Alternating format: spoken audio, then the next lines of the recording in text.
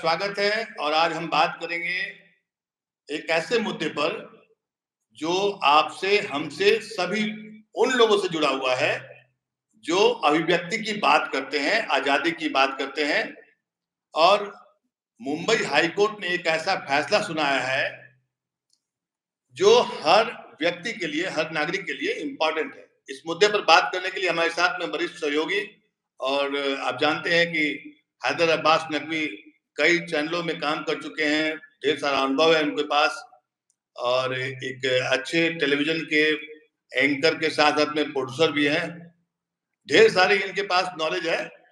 अब हैदर, हम आपसे सीधे एक सवाल कर रहे हैं कि अभी जो कुणाल कामरा वाला मामला आया है उसको आप कैसे देखते हैं? क्योंकि फैक्ट चेक के नाम पर सरकारें और पुलिस प्रशासन जिस तरीके से आम आदमी को तुरंत अंदर कर देता है, धमकाता है, उसको आप कैसे देखते हैं? ज्ञानेश जी, बड़ा सही सवाल है। जैसे कि हम लोगों का काम है, पत्रकारों का काम है सवाल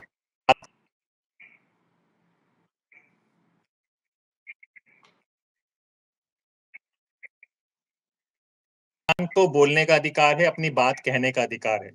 तरह तरह के लोग हैं। लॉयर अपनी बात कोर्ट में कहेगा, टीचर अपनी बात स्कूल में बच्चों को पढ़ाएगा, और हर जगह के जितने प्रोफेशंस हैं उस प्रोफेशन में उस तरह की बात कही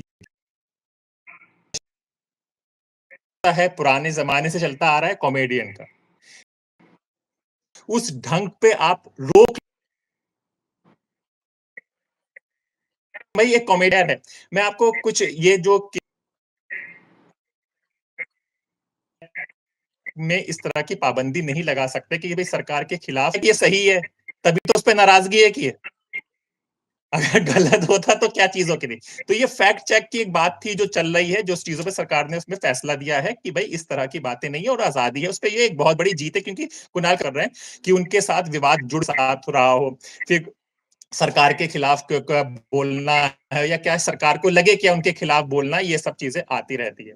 पर ये एक कला है, एक कॉमेडियन की कला है जो व्यंग के तहर पे बात पे कही जाती है। तो उसने यही कहा है कि भाई मेरा तो ये काम है, अगर अब व्यंग ही मेरा काम है, मेरा है वो चीजों के सरकार के खिलाफ बोलना है या वो चीजों व्यंग तो करूंगा मैं। अगर आप गलत कर रहे हैं तो चीजों को बोलेंगे, और बुलाने का तरीका ये है।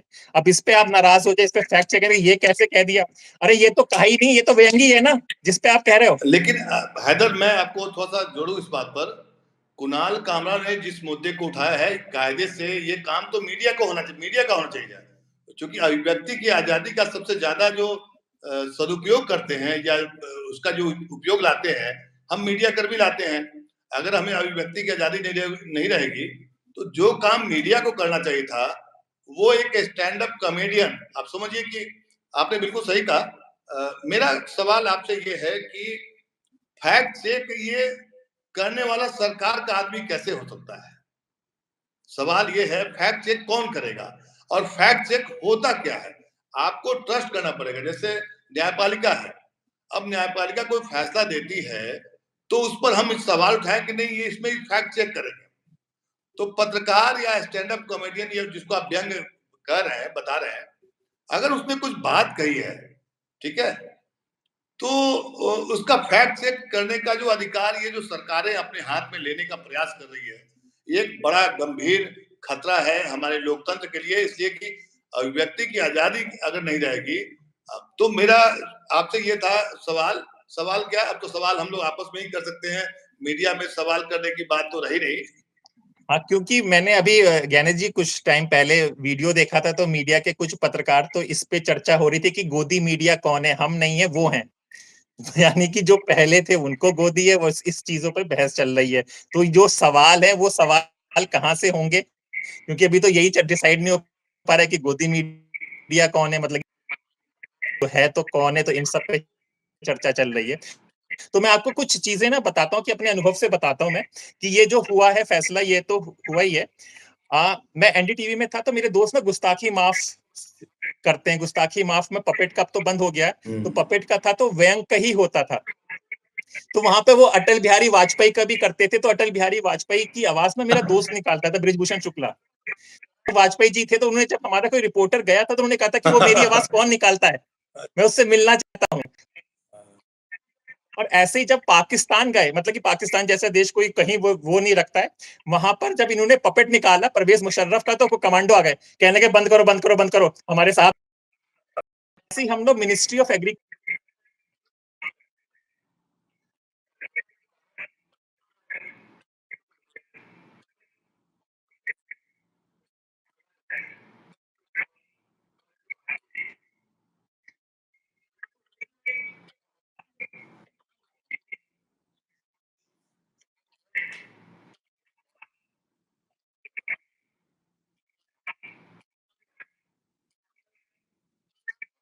हैदर हैदर हैदर रोज बात ले आपकी आवाज कट।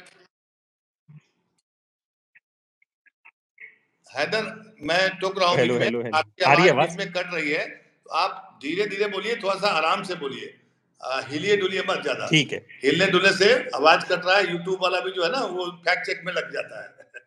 ठीक है, आराम से। जी जी। तो मैं आपको बता रहा था कि हम लोग मिनिस्ट्री ऑफ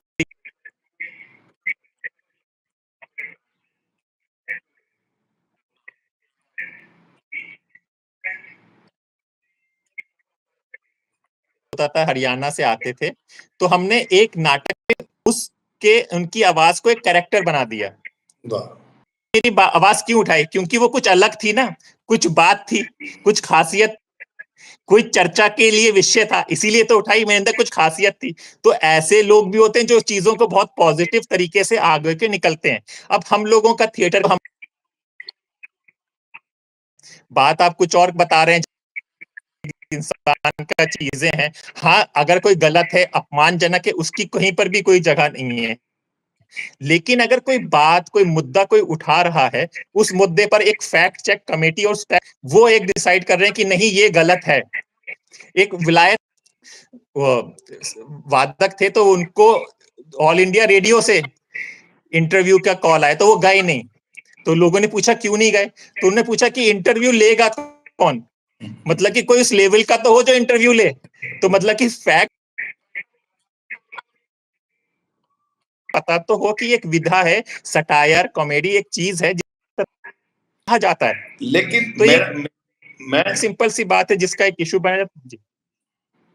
नहीं हैदर, आपने कहा, देखिए ये तो जी जी मुंबई बोलिए। हाईकोर्ट का फैसला आया है, ये फैसला कोई बहुत चौंकाने वाला नहीं है मेरे लिए, क्योंकि देखिए सवाल ये उठता है कि फैक्ट चेक की आवश्यकता क्यों पड़ी है। अगर आपको मीडिया को मानते हैं तो मानिए, नहीं तो बिल्कुल नहीं मानिए।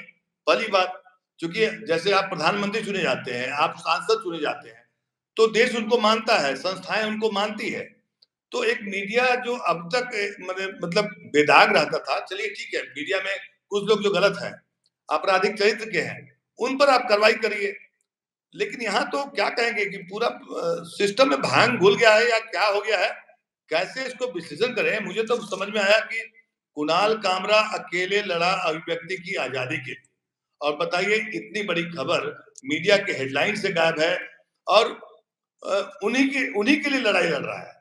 क्योंकि आज फैक्ट चेक के नाम पर सबसे ज्यादा अगर किसी को तंग किया जाता है, तबाह किया जाता है, तो वो मीडिया वाले लोग उसमें शिकार होते हैं। और दुर्भाग्य देखिए इस देश का, इस दौर की पत्रकारिता का, हम तो नहीं मानते कि कोई गोदी मीडिया है या कोई ये है। मैं सबको मानता हूं, जो सरकार के साथ होता है उसको सरकारी मीडिया कहते हैं हम लोग। मैं गोदी मीडिया शब्द से इत्तेफाक नहीं रखता। अगर आप सरकार के पक्ष में बोल रहे हैं तो सरकारी मीडिया हो गया। जैसे दूरदर्शन एक जमाने में सरकार का पक्ष रखता था, वो विरोध नहीं करता है किसी का, है ना। सरकारी मीडिया सिर्फ भोंपू बन करके काम करता है। लेकिन आज के दौर में मीडिया की परिभाषा को गढ़ना, उसके बारे में चिंतन करना, बातचीत करना, मन खतरे से खाली नहीं है। कोई इसको गोदी बिल्कुल मीडिया, सही है। कोई और कठपुतली देखिए मीडिया सही करता ज्ञानी है। जी, इतनी सही आपने बात कही। जैसे इस पर हम चर्चा हुई, तो ये केवल खबर 2-3 है, उससे ज्यादा में नहीं है। ये मेरे अपना देश के मशहूर 4 अखबार हैं, इनमें मैंने सोचा कि शायद कुछ मिलेगा, कुछ डेप्थ मिलेगी, क्या है, हमें हमें भी पता चले, जानकारी मिले, लेकिन ये खबर नहीं है। तो ये बड़ा सोचने का बात है कि इतनी इंपॉर्टेंट चीज होती है, इतनी बड़ी खबर होती है, और सब जगह से गायब है। अब इसमें अभिव्यक्ति की आजादी और बात करने का, बात तो करेगा ही भाई, देश का कॉन्स्टिट्यूशन है, हमें आजादी देता है। अब उसके लिए अब क्या कानून और क्या फैक्ट देखिए चेक है अगर कि भाई।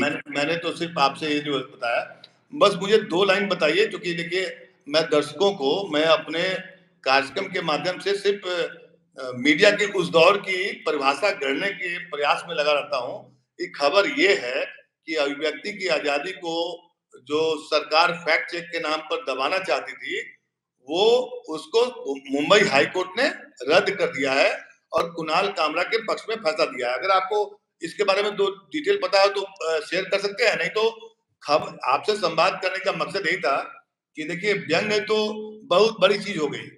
अखबार में कार्टून होता था, आर के लक्ष्मण तमाम तरह के, याद होगा आपको, हम लोग पढ़ते थे और देखते थे।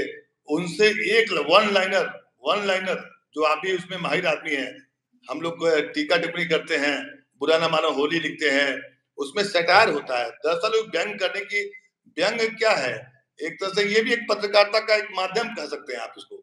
पर ज्ञानी जी ये भी मैं कहूंगा कि जो व्यंग था आप होली का बहुत अच्छा लिखते थे, मुझे याद है सहारा में, लेकिन उसमें भी कुछ लोग नाराज हो जाते थे। तो कुछ लोग तो हैं जो नाराजगी होनी कोई बुरी बात नहीं है, दुखी होना कोई बुरी बात नहीं है, लेकिन पलट करके आपके ऊपर हमला कर दे या केस कर दे और आपको प्रताड़ित करे कि आपने व्यंग क्यों लिखा, ये खतरे की घंटी है। और मुझे लगता है ये एक बड़ी अपने आप में उपलब्धि है हम सबको मीडिया के नाते, क्योंकि हम लोग का पूरा जीवन मीडिया में रहा है और मीडिया की कमाई खाते हैं हम लोग, बाकी तो एक्स्ट्रा कोई है नहीं कि अदरवाइज रहता तो शायद हम लोग भी मालों में रहते और बड़ी-बड़ी बातें करते, किसी नेताजी को साथ में और रखते। ये जो बात है ये और ये व्यंग है, ये तो सब दौर में चलता आ रहा है। अगर आप 72 साल 70 साल की बातें कर रहे हैं तो वहां पर भी होता था। दिनकर जी की कविता आघात कह दिया था नेहरू जी को, फिर बाबा नागार्जुन जी ने उस पर बोला गया था। तो ये तो सबके लिए होता है और कवि और इन सबको तो एक आजादी मिली है, उनकी एक कला है भाई। इसमें फैक्ट चेक एक अजीब चीज थी, लेकिन ये भी बहुत अच्छी बात है हमारे देश के कि हमारा कानून है, उसने इस चीज की निंदा की और इस चीज को खारिज किया। इसकी हमें प्रशंसा करनी पड़ेगी। हाँ, प्रशंसा करनी पड़ेगी। और संवाद करने का ये जो हम लोग का इंडिया लाइव का जो संवाद होता है, इंडिया संवाद हम लोग करते थे और फिर से हम लोग इसकी शुरुआत करेंगे हैदर। और मुझे लगता है कि हम उन मुद्दों को टच करेंगे, उन मुद्दों को छुएंगे और उस मुद्दे को हम लोग बताएंगे कि खबर ये है, खबर ये नहीं है कि प्रधानमंत्री ने क्या बोला, राहुल गांधी ने क्या बोला। खबर ये है कि सरोकार आपका, हमारा सरोकार क्या है। सिर्फ नेताजी का बात करना या किसी पॉलिटिकल पार्टी के बारे में बातचीत करना वो खबर नहीं होती है मेरे हिसाब से। खबर वो भी है, लेकिन खबर सरोकार, सामाजिक सरोकार क्या है, हमारे राष्ट्रीय सरोकार क्या है, हमारा देश से जुड़ा हुआ बहुत सारी चीजें हैं, आम जनमानस में क्या खबर होती है। तो हम लोग इस सीरीज को शुरुआत कर रहे हैं, शुरुआत की है अभिव्यक्ति की आजादी से। आपको भी मुबारक हो, ठीक है। चलिए, और हम लोग फिर मिलते हैं हम लोग किसी अन्य टॉपिक पर। बहुत बहुत धन्यवाद हैदर जुड़ने के लिए। और फिर से हम लोग इंडिया लाइव का, इंडिया संवाद हम लोग का जारी रहेगा। नमस्कार।